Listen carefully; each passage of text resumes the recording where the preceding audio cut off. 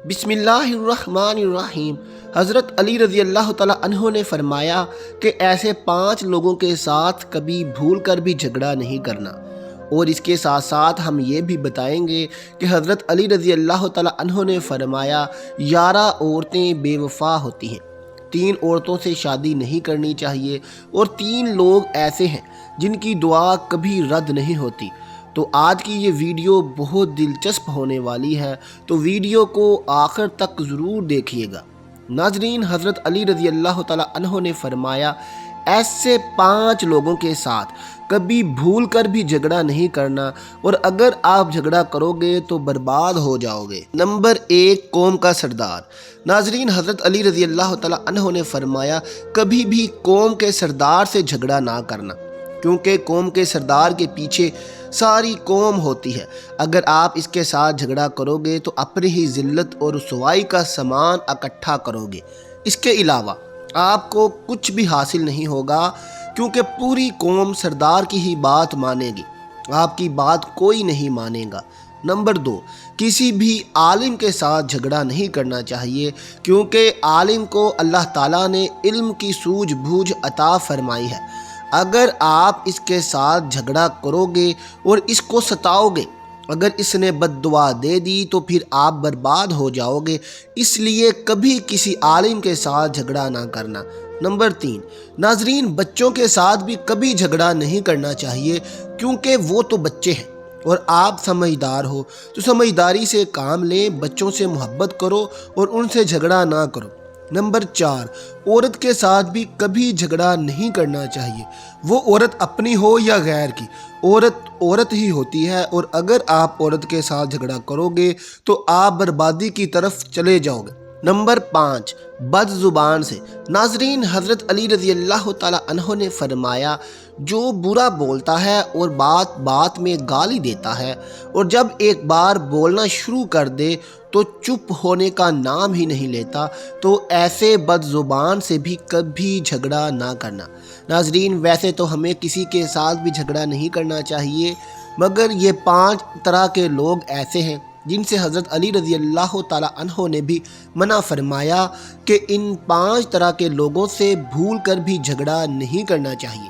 ناظرین، اس کے علاوہ حضرت علی رضی اللہ تعالیٰ عنہ نے فرمایا جن عورتوں میں یہ 11 نشانیاں ہوتی ہیں وہ بہت ہی بری ہوتی ہیں، اور ایسی عورتیں ہمیشہ دھوکہ اور نقصان دیتی ہیں۔ نمبر 1، پردہ نہ کرنے والی عورت، یعنی جو عورت بے پردہ باہر گھومتی رہے۔ نبی کریم صلی اللہ علیہ وسلم نے فرمایا جب عورت ننگے سر اور بے پردہ باہر گھومتی ہے تو شیطان اس کو جھانک جھانک کر دیکھتا ہے۔ نمبر 2، شوہر کی نافرمانی کرنے والی عورت، یعنی جو عورت اپنے شوہر کی عزت نہ کرے اور ہر وقت اس کی ناشکری کرے، ایسی عورت بھی بے وفا ہوتی ہے۔ نمبر 3، بد زبان عورت، یعنی کہ جو ہمیشہ بری ہی باتیں بولتی ہو اور ایسی باتیں بولتی ہو جس سے اس کے شوہر کو تکلیف پہنچتی ہو، پریشانی پہنچتی ہو، یا اس کی زبان سے لوگ ڈرتے ہوں کہ کہیں یہ ہمیں برا نہ کہہ دے۔ نمبر 4، بالوں کو کھلا رکھنے والی عورت۔ ناظرین، یاد رکھیں بالوں کو کھلا رکھنا بھی قیامت کی ایک نشانی ہے، اور ایسی عورت جو بالوں کو کھلا رکھتی ہے وہ بہت ہی بری عادتوں کی مالک ہوتی ہے۔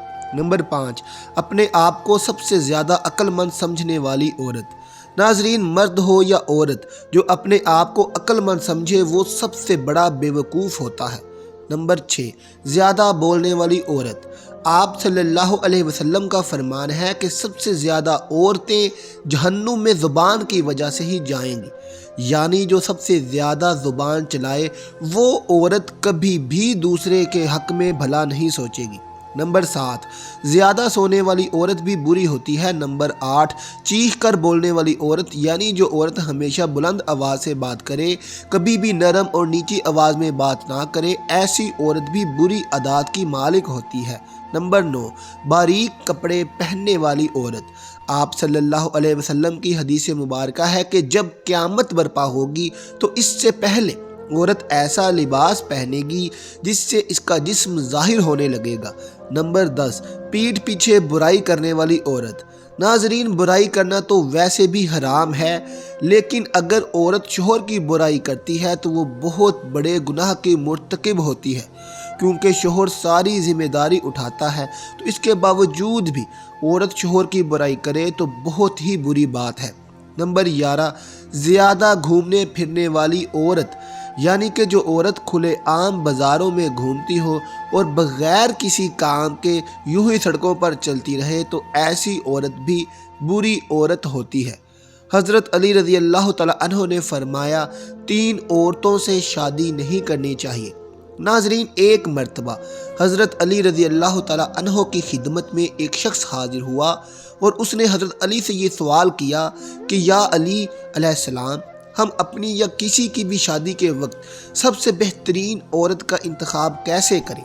تو حضرت علی رضی اللہ تعالیٰ عنہ نے فرمایا، اے شخص، شادی کرتے وقت یہ دیکھ لینا کہ لڑکی میں یہ 3 عیب تو نہیں، ورنہ آپ کی زندگی برباد ہو جائے گی اور زندگی کا چین اور سکون ختم ہو جائے گا۔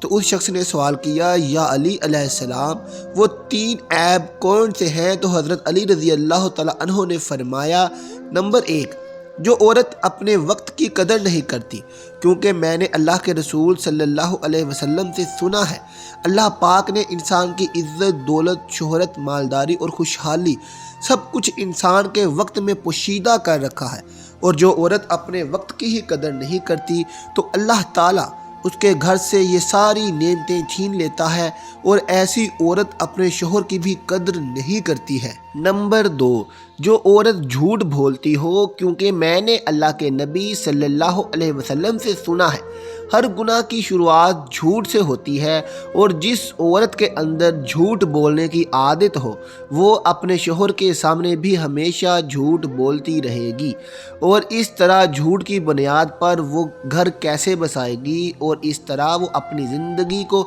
تباہ و برباد کر لے گی۔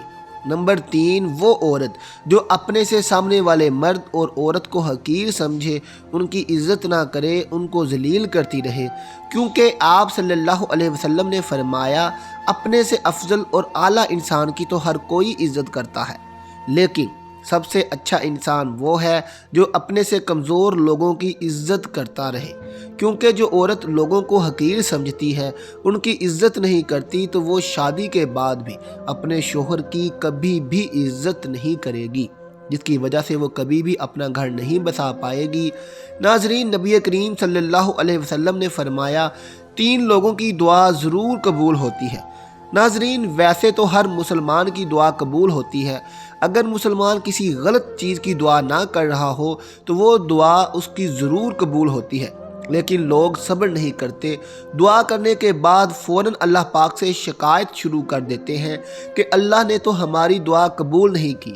دعا کرنے کے بعد صبر کرنا چاہیے، اللہ پاک قبول کرنے والا ہے، وہ یقیناً ہماری دعا ضرور قبول کرتا ہے۔